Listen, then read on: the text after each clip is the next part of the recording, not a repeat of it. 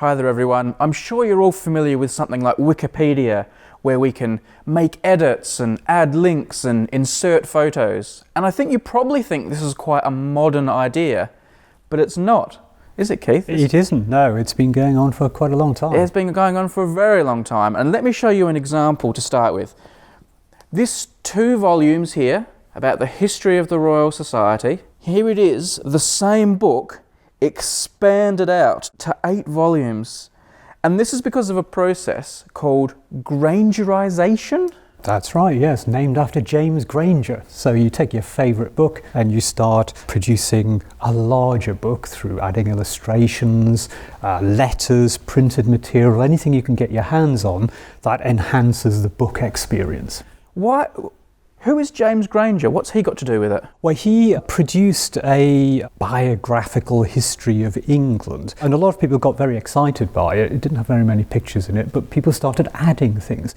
Now, they had been doing this well before the end of the 18th century, but for some reason the name Granger stuck to the process because of what he'd done, and in the 18th and 19th century it was a big thing. Now, the example of grangerization we're going to show you today has nothing to do with Granger's book or Granger himself. Nope. It's this book here, which is this history of the Royal Society. It started off as this reasonably hefty 2-volume. Yeah, good solid work. Lots of interesting stuff. And this was put out 1848, it says here on the side. And written by Charles Richard Weld, whom I'm guessing you probably haven't heard of. You've probably heard of his brother-in-law, Alfred Tennyson. Very great writer, of course, but Weld was the secretary at the Royal Society and he produced this history. Quite a well-known book collector called Broadley decided he would take this book and he would add things to it. So really, this has been given the Wikipedia treatment. It's the enhanced history, yeah. All the pages are very thick and very stiff. It's really bulked out, isn't it? You can tell things have been glued into it, basically. It could just be a random letter. It will be interesting pictures. Now, of course, for anybody who's a librarian, you have mixed feelings about this process because what they've probably done is ruined another book in order to get the print to make this one. You appreciate the end result, but the path to getting there was probably quite destructive. Look at this, some of these things don't fit in the book, so they've got like fold-out maps. What have we got here? That's Vesuvius. Here's Humphrey Davy on his European travels. He's on the continent in 1814. And because Rome and Naples get mentioned here, the illustrations go into the text. That's a nice colour plate there, look.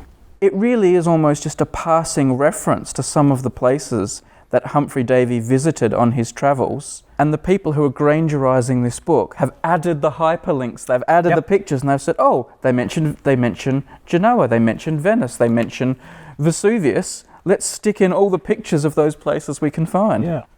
There's Michael Faraday. Here's a cartoon. So this is the comforts of a Rumford stove. So here's Count Rumford, a great scientist, and he invented a stove, and here he is warming his backside against it. This caption's just been stuck on and rolled up. Probably what's happened, in order to get the print into the book, they've had to trim it down. So we can see that it's published in 1800, and it gives the publisher's details there. So there we go, this was published in 1800, a good 50 years nearly before the book was written. So they're taking old stuff and putting it in the new stuff. And you can see here, it's a Gillray cartoon. Gillray, very famous cartoonist of this period. What's this, Keith? This is a long one. So this is a proof sheet by A.M. Broadley. Broadley is the man who Grangerized this particular edition. And here he is talking about the 250th anniversary of the incorporation of the Royal Society. He's put his own article right here at the front. Yep, he's made his mark on it. Okay. He's a bit of blowing his own trumpet here, I think. Indeed. Right in the beginning of this volume, there's a little vellum slip. And if we open it out there, you can see the signature on the end from 1697 is Isaac Newton. And here we go, just a couple of pages after that stuck-in autograph. They've also stuck in a picture of the man himself. This letter's just been pasted in, and you can read the signature on that one quite well. So here we have a private letter from Charles Babbage. Private. Oh, I feel naughty reading it now. The Duke of Wellington has expressed a great interest about the machine. I wonder what machine that is. It's clearly one of the engines he's making for calculation. Oh, wow. Here's another one, Keith. got a letter there from William Herschel. We can see his signature down the bottom. Again, just stuck in there. Yep, that's from 1800. I'm fast beginning to think this is one of the real gems of the Royal Society. I mean, this is the who's who. We've got Isaac Newton and Babbage and Herschel, and like this is like entering charter book territory. You got this out and showed it to me, and you were quite casual, and now I'm thinking, gosh, what have we got here? Well, it's one of those things. I mean, Grangerised books, you don't see them very often, and when you do, that they are, they're like miniature treasure chests, I think. So there we go, everyone. Before we had Wikipedia, we had this Grangerization of books. Not bad, is it? Yep. Insert your own edits. And finally, this is what £500,000 would buy you. By Henri Regnier. It's a riverside scene in France, as you can see. It has a few boats in the foreground. There's a village on your right there. And it's simply a very beautiful image. Many years ago, found these in the Royal Society's archives wrapped up in the same brown paper wrapper that they'd been transferred here with the rest of Herschel's papers. Nobody had looked at them in all that time, and because they hadn't had any light exposure, of course, they've been preserved beautifully.